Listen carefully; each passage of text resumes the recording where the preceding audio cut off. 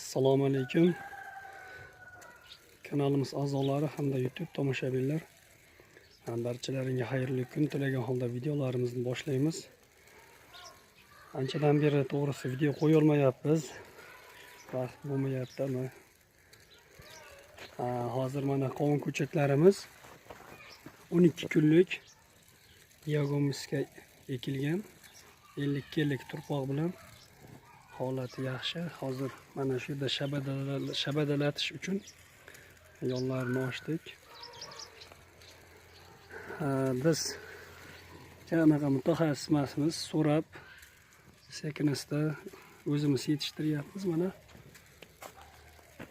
ko'rishlari mumkin, holatlari ham juda yaxshi holatda.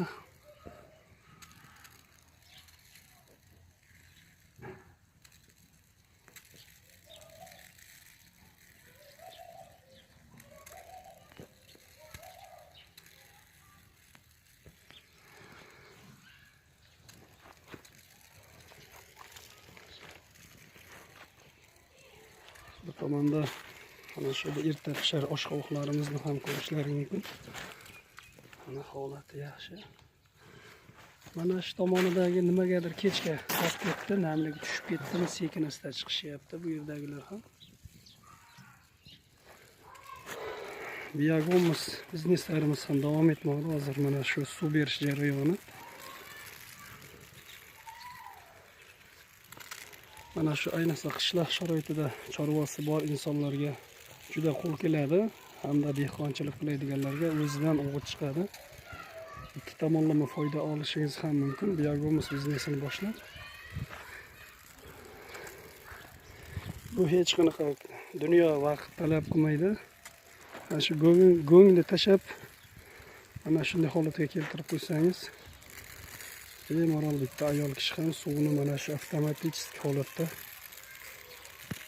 beraveradi. Hozir cho'lchanlarimizni ham holatini ko'ramiz.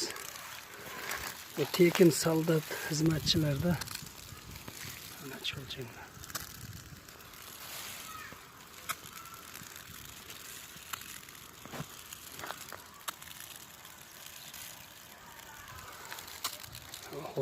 Mana.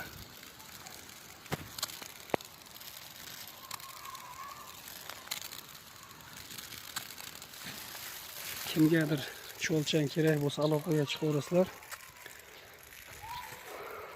Bemalol o'rgatamiz. Yanagi videolarda ko'rishguncha.